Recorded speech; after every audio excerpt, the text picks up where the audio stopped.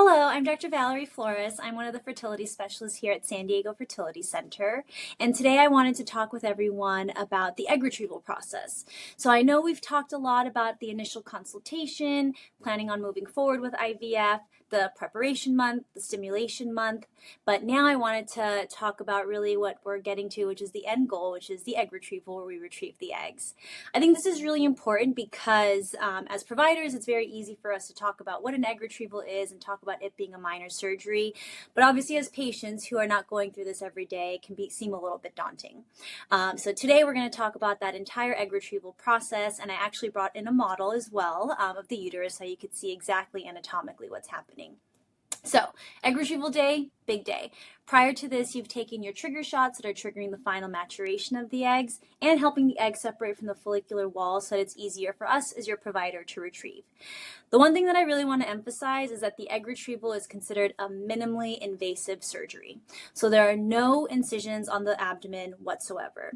You are anesthetized, and that's because it's a vaginal procedure. So just like the vaginal ultrasounds that you've had done in the clinic, but now there is a little sheath on top of the vaginal probe where a needle passes through to go through the vagina into the ovary to suction out the eggs.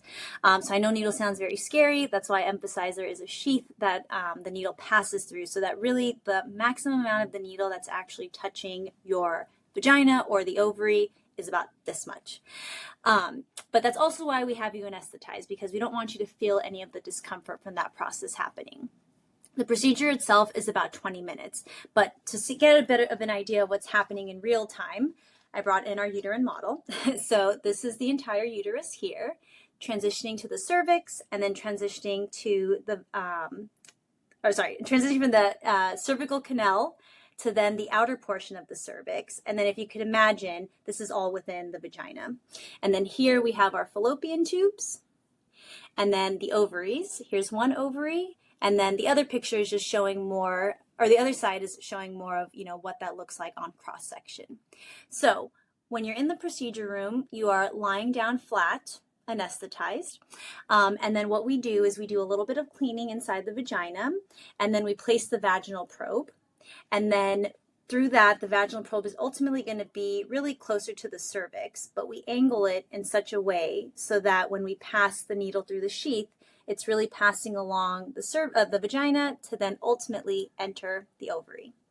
And then you can imagine these are all the little follicles, and so we place the needle through each follicle, suction out that follicular fluid, hand over that into a tube to our embryologist, and then our embryologist will look and let us know when we find an egg. And we do the same procedure on the other ovary as well, again making sure that we get every single follicle. And at the end of the procedure, you'll wake up from the anesthesia. In total, it's around a 20 to 30 minute procedure. And once you're more awake, we will be able to let you know exactly how many eggs you retrieved. Again, this is what our embryologist is looking at under the microscope. And then next steps, if the plan is just freezing eggs, those eggs are frozen that same day, and you'll get an idea later on that day how many eggs were mature. If the plan is to go on to fertilize these eggs to create embryos, you will be getting updates from the lab via email the next day to let you know how many eggs were mature, how many ultimately fertilized, and then over the next few days letting you know how many embryos were biopsied if you're doing genetic testing, or just overall how many embryos were frozen for future use. After the egg retrieval, you are going to feel a little bit crampy, and that's because we had that vaginal ultrasound with that little needle that passed through the vagina into the ovaries. It feels mostly like period cramps. Your best friend will be Motrin, but we will also send you home with Tylenol with codeine just in case you feel like the Motrin isn't enough. Really, those cramps last for a few days. Each day you should be feeling better and better.